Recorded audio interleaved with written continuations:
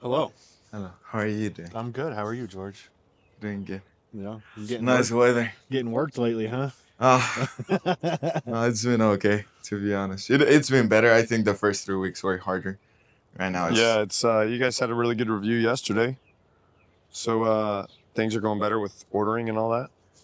so we just put a big order for today. Okay. So it has been better. It's Yeah. just I think it's gonna just keep improving all the time. I think something that it's never gonna be done, like everything. Like Yeah. there's Well, always gonna be that's work, what the goal. That's with any business, constantly so evolves into better. but yeah.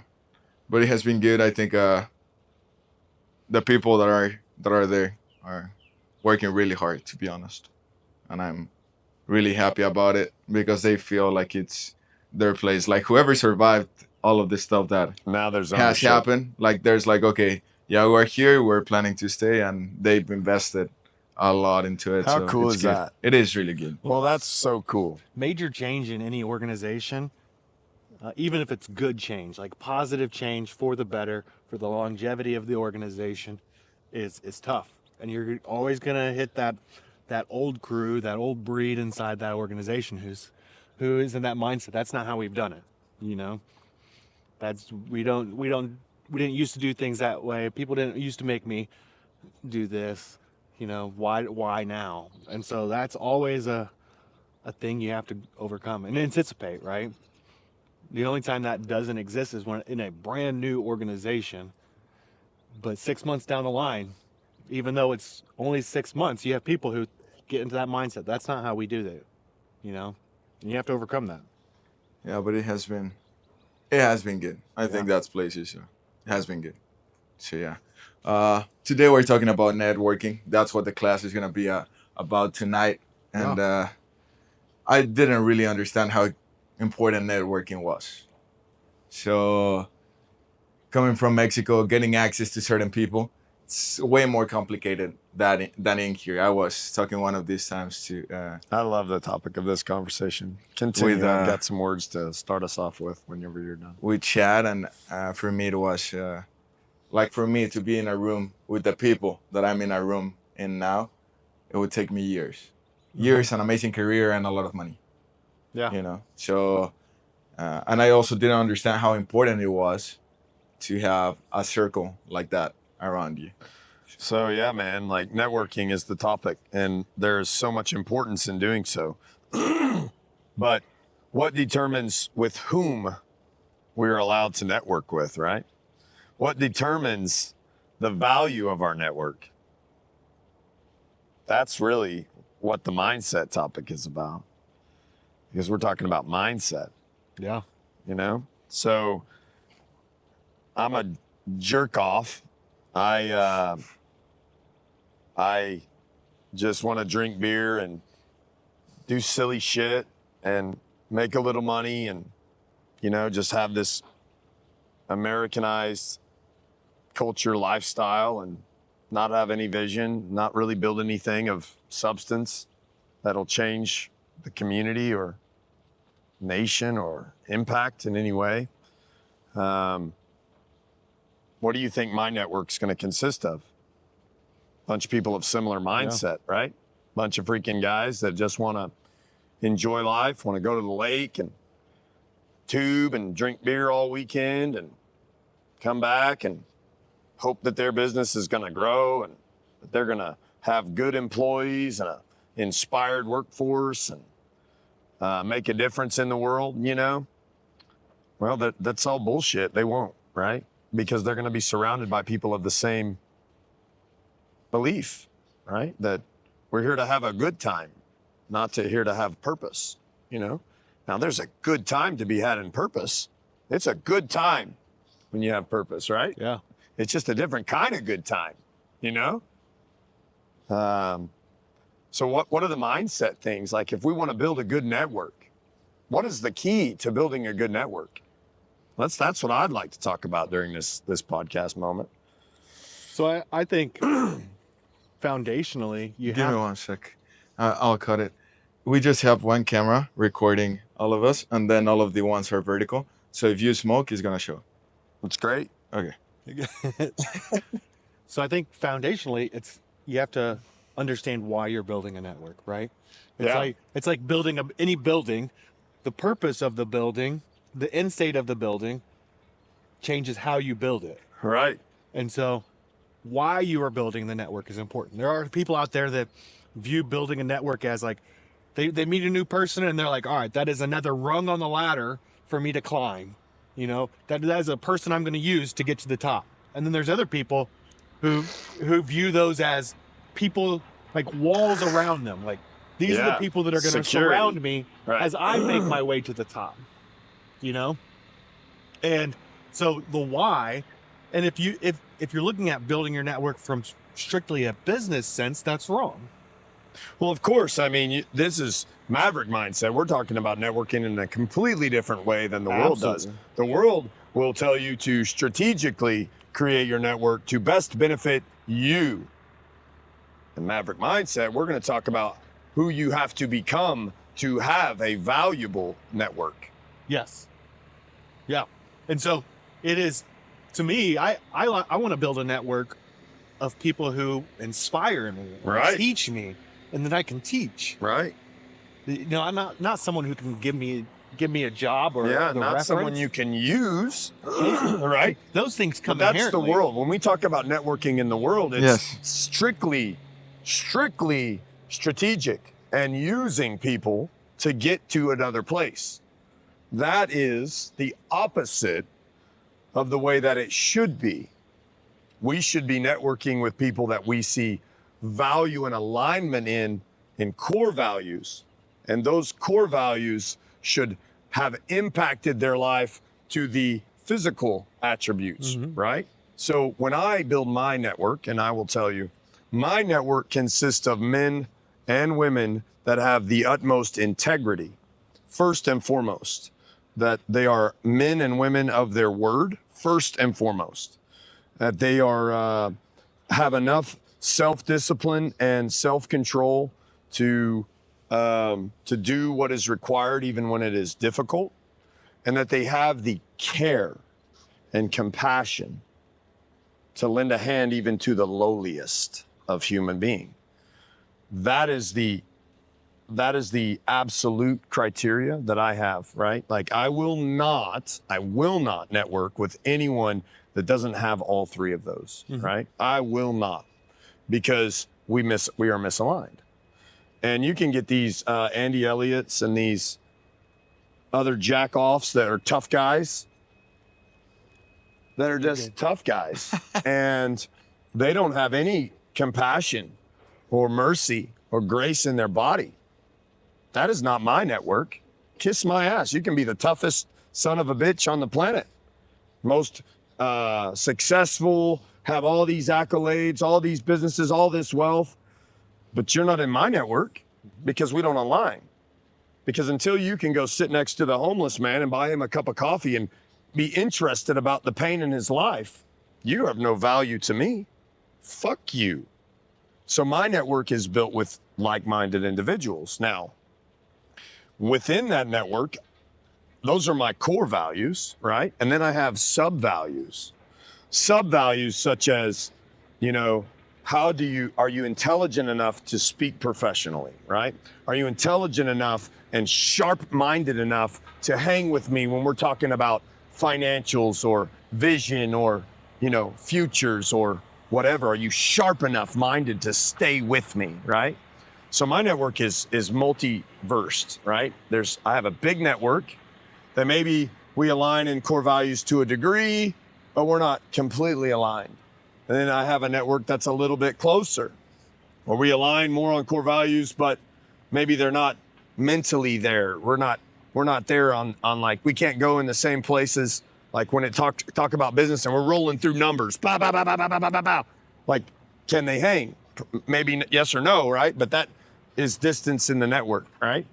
But then I have this core, this fucking nucleus that we align in every fucking way, where we can lock in and we can have a fucking locked in freaking let's create the matrix fucking conversation.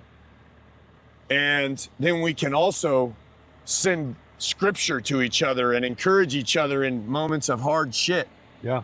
And then we can go into a business meeting and close fucking deals. And then we can go out into the field and comfort a brother or a sister, you know? That's the nucleus for me. And you don't always find that nucleus, maybe someone who is on that outer layer, and it's just over time as you continue to build that relationship. That's how they come in closer. Once the rubbing has occurred and you're like, okay, I see who they really are. I see who they really are. And you let them in closer and closer and closer, right? So the nucleus is very tight. There might be 2 or 3 in that nucleus. There might be 10 in the outer ring, and there might be 100 in the furthest out ring. But you know at which level you can trust. You know at which level you can operate. But if you want to have that type of network, you have to be that type of guy, right? Like we have to be that. If we want to have that type of network where it has high standards and high value, we have to be that high standard, high value individual, you know? And I see a ton of cocky pricks in the world. I see a ton of cocky pricks that are like so damn good. They're really good, man. They're like top tier, good, badasses.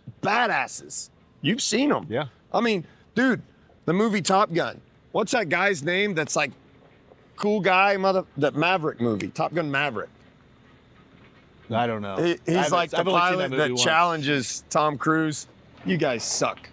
Not Iceman. It's Iceman. No, okay, yeah, but in the latest one. Yeah. I don't know You his guys too stupid much name. time watching movies. But he's super cocky, right? And he's so damn good. He's really damn good. There's no question. He's the fucking best. But he's so damn arrogant that he cannot, like, connect with people that are lesser than him in capability. Yeah. That's fucking failure. He's good. He will I be don't give a successful. Fuck how good you are. Those are the people that will be successful, but won't make the people around them successful. Yes, dude, I don't give a fuck how good someone is. If they cannot connect to this, they aren't that fucking good. Yeah. They aren't.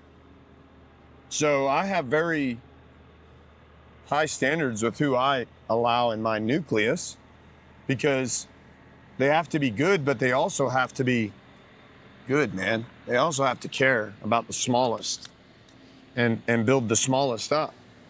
And if they don't have that level of grace, then they're not that good. Yeah. And you also have categories that, whether you think about it this way or not, is you have these will be my network, like people that are not in my network yet, but they will be. Yeah. I have put them on my radar, and they will be in my network because I see them. I just haven't had the opportunity to put them in my network yet. And then I have the people that are like in a biker gang. You have I don't remember what they call them, like the trial guys. Yeah. They're trying to be in the club. I have people that are, whether they may not know it, but they're in my trial network. Like, I'm going to give this a go, this relationship a go, and see if you fit in. Back on recruiting, when I had my Marines and I would teach them how to go out and find the people that were supposed to join the Marine Corps, they would always give me a hard time because I would see someone who clearly was not who I wanted to join the Marine Corps, and I would go talk to them. And I'd come away with it. If all I came away with was their name, that was my bare minimum. Because as I was walking around, I knew I had an entire list of everybody who could potentially join, right? And I have that on LinkedIn. I have that when I go to the gym. These are all the places I frequent are my list of people who could potentially be in my network. And I would walk around and I'd see a guy who smoking weed. I'm like, let me go get this guy's name. Hey, how you doing today? What's your name? Cool. All I have to remember from that is his name. And I can go to my list and be like, not going to be in my network, right? And I can narrow down who it was going to be. And they'd be like, why are you going to waste your time? I'm like, I'm not. I'm focusing because I don't like to be a fisherman, right? I like to be a hunter.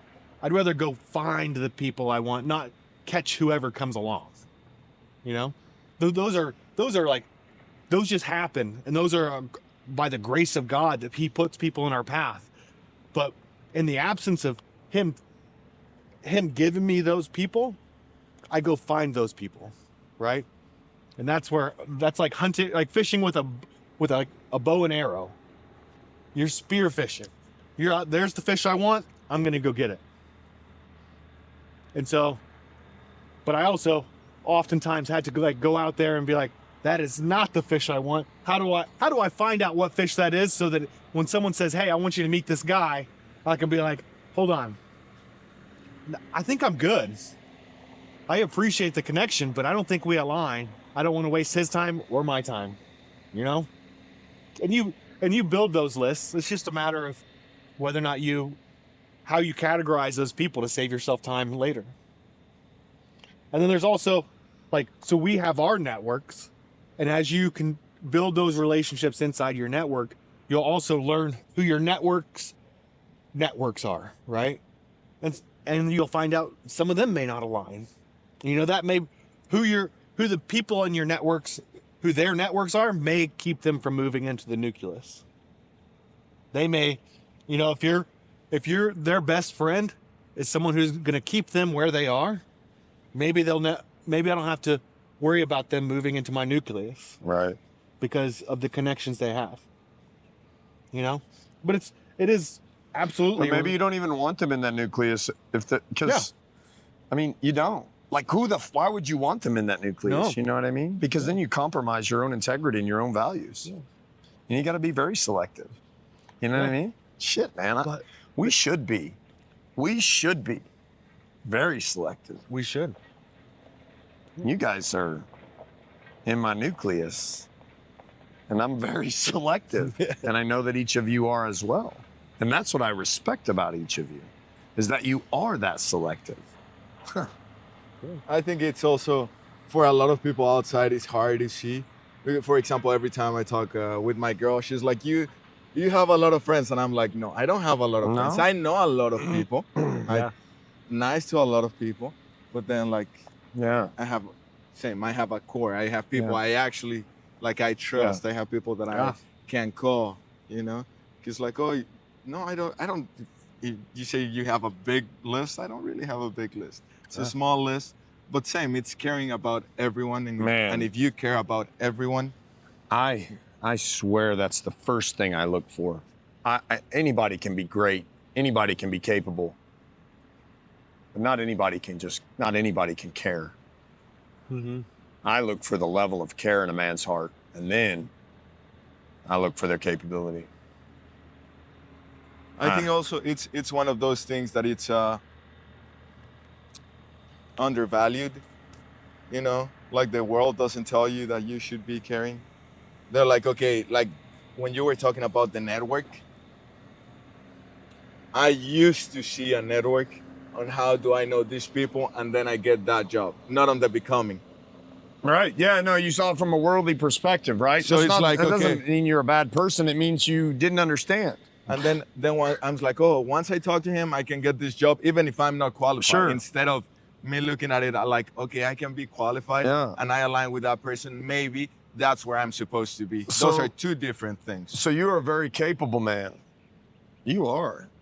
You're shit hot. What is the thing you've had to learn the most in running this operation that you're currently running? I think it has to do a lot more with care. Grace and care, right?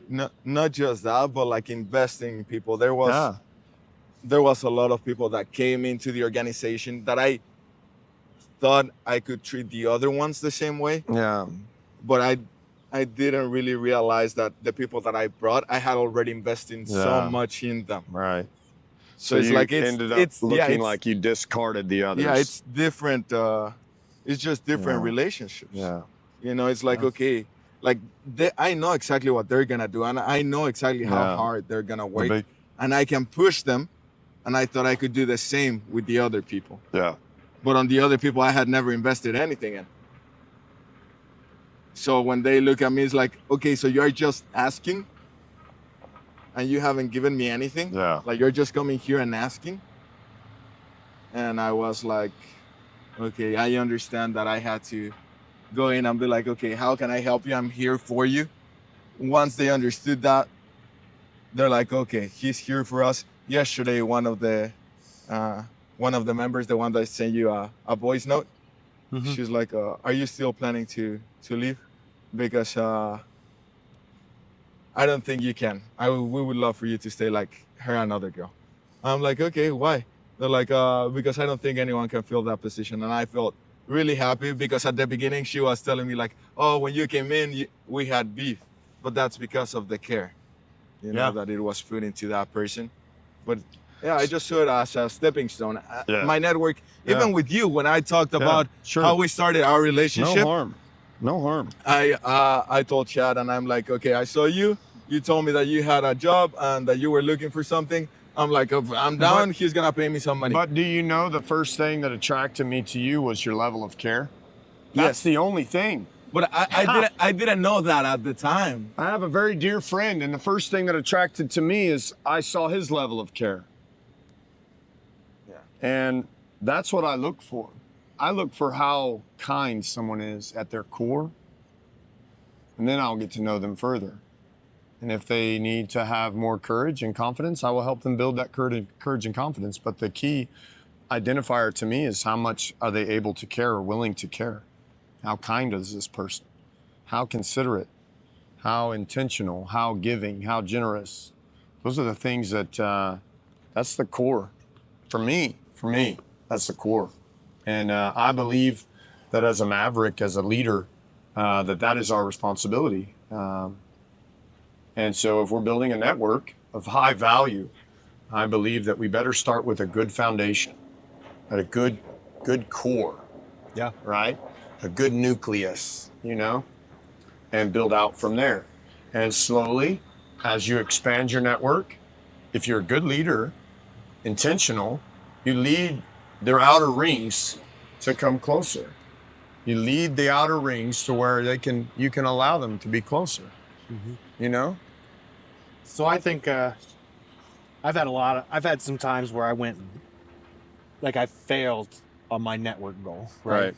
And I think that one of the big things for building the network you want, not just how many people do I know, how many people am I connected Yeah. to, but like how many meaningful relationships do I build with Right. people, is vigilance. And what I mean is, like, if you want a certain type of person to be in your network, you have to be that certain type of person. Right. 100%. And I know I have failed. Example, I went to a game several months ago, and one of the things they gave out that night was like a free lottery ticket, Oklahoma lottery ticket.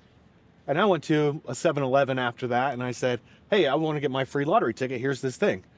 And they scanned it, and like, ultimately, like, they were like, "We can't give you one." And I'm like, and I got upset, like, because I can out common sense most people. Like, I can be like, "Wait, so you're telling me that this thing that the Oklahoma lottery gave out, you can't give me the ticket because of this?" Like, yes. Okay, well, give me the thing back. Like, I can't. I was told not to. And I gave this employee a hard time. And then after I walked away, I'm like, man, I was just an asshole. And I don't want to be an asshole. I don't want to be around assholes. Right. And so I think vigilance is one of those key things you have to maintain. And I very well could have been an awesome person to that person who was just doing what they were told. Didn't cost me any money. I didn't lose any money in the situation, but I let my guard down on upholding my standards, and that right there is a missed opportunity. Whether I know it or not, I missed an opportunity to build a network with someone that I may have wanted in my network. Yeah. And so Yeah. I think Yeah, that's vigilance good. and being nonstop, being who you want to attract, Yeah. being who you want to be in your network Yeah. is a big key. I think it's the same fight that you talk about a lot. It's that fight with the flesh, because sometimes I'm like, oh, and why is this not happening the way I want? And I know I can get it to happen, but how much is it gonna cost me? Like, is it worth it? And then I can destroy that relationship just for that. So trying to, well, not trying, like, but staying calm and working on yourself allows us to attract the network that we want. And let's be honest, God puts people in our life that I'm just like, how? how did this happen? This makes no sense. Yeah. Yeah. How did this happen? What am I doing in Oklahoma? No Yeah. clue. None of this Yeah. right here makes sense to me. So there's No. It doesn't. No. so No, it there's doesn't make sense. Short of God did this, there's no explanation. But this is the beauty of the reality of the Word of God that people don't understand. So we're talking about the network and how it slowly, like, you should slowly invite more into your core, right? So the scriptures, there's one scripture that is stands out to me, and I try, dude. I'm fucking human, dude. Like, God dang, man. That's why I say I try. Like, I intend. I try. My effort Yeah. is Matthew 6:33. My effort to. God, I fail all the fucking time, but it's seek first the kingdom of God and His righteousness, and all these things will be added unto you. Yeah. Added. Brought upon. You understand the difference? The world is strategically taking. God says become and receive. Things will be added unto you, brought upon you. Added. Added. Yeah. You understand? That doesn't mean I'm scooping it. It means someone's scooping it and adding it to my ice cream cone. That's where the become and receive versus grind and achieve conflict, because the world teaches us to grind and achieve where the Word teaches us to become and receive. And that is the difference of what we believe here. And that is why we talk about becoming so much, because life is not supposed to be this way. It became this way in the very fucking beginning. Yeah. And Jesus came to reverse the curse. And we have to become in His likeness to reverse the curse. And then life gets good, because now we have become and now we are receiving. Receiving. receiving. I like that. Receiving. Yes. That also keeps our Not ego in taking. check. You see the difference? Not taking. Receiving. Taking is wrong. Receiving is good, because it honors the giver. Receiving is our job. Taking is wrong. When it comes to networking, we receive who God puts in our circle because we have become. Mm-hmm. Like you're talking about that story you shared. You know, as you become, you just receive these networks. I mean, let's look at the incident. I leave names out of the podcast, but let's look at the incident at Oklahoma City Golf and Country Club. Dude, we did nothing but receive. You understand? Mm-hmm. What the heck? You feel me? Like, once you continue this process of becoming, you end up receiving. Like, you can't help but do it. Like, it's like you can't stop it. Yeah. Very true. You can't prevent it. You're going to get another scoop. Oh! And another scoop. Oh! But it's harder to become, Yeah. because you got to go through the hard shit realities of working through who the fuck you are and being honest with yourself about who you are and coming against the failures and the flaws, man. And at every level, there's more expectation. Mm-hmm. There's more grace required. There's more gentleness required. There's more courage required.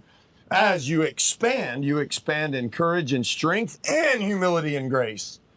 Damn it, I fail at every growth point. I have failure. Or I freaking blow up on somebody when I'm at that fucking growth point. And then I'm like, damn it. Yes. Damn it, now I see. God's trying to elevate me by humbling me every time. And I always fail until I get it.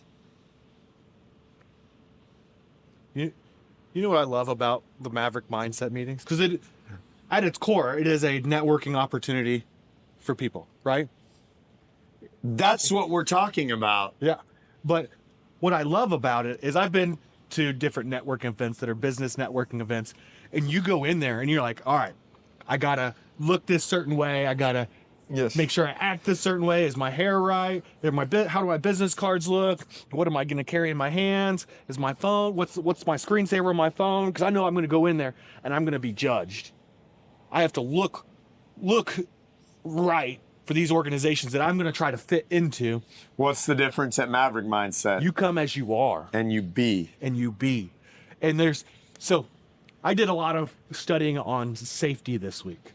Not like how do I wear a hard hat at the job site, but like creating safety with those around me, because that is truly where you can grow. If you are not comfortable with your network and you don't feel safe around the people in your network, then you cannot be who you are and they cannot help you be better. Because if you can't be honest, then how are you supposed to remove weaknesses, vulnerabilities? And so Maverick Mindset meetings are a safe networking place where you can come be who you are and be lifted up, be built up. Vice, some of these other networking opportunities where I see that you leave Maverick Mindset energized and empowered. And I've gone to networking events where I leave and I'm exhausted. Like, why? I just spent all that time. Why am I so exhausted from meeting people? Not just that, it's also the context that you get. I think when we're sitting down and you get to talk to people, and then all of you guys are on a vulnerable place that you can share your weaknesses, you really know who you're dealing with. Yes. I think all of those, I've been to a couple of them, the networking events, and it's like, okay, I have to create this person so that I can fit into this networking event. But if you're creating it, that person is also creating it, and that person is also creating it. So who are you actually networking with? Yeah. No idea. Like the person that you're talking to in that room is not the same person that owns the business. Different people. I think on the mindset meetings, that allows us to be like, okay, I know who Alex is. I know who Riley is. I know who Chad is. I know who Lane is. It's like, okay, they're great at this, but they're not that good at that. And that's okay, but I know exactly when I'm going to call Lane. Oh, I need this in the company, I'm calling Lane. Yep. I need to work on the business and on the numbers, I'm calling Chad. Yep. You know? But you get a real network and a place where you get to get better because everyone is struggling. Yeah. So Yeah. yeah. But is there anything else that you guys want to add? Yeah, I just want to, I would like to just summarize everything and say that networking is imperative. You've got to build your circle. But in order to build your circle better, you have to become better. And that's the summary I'd like to summarize on the networking. Absolutely. Okay. Well, guys, thank you. It's we've all been super busy, so I appreciate the people that take the time to listen. Appreciate you guys taking the time to just come here, sit down and have a chat, and have a good one, guys. I love it. Thanks, guys. Bye.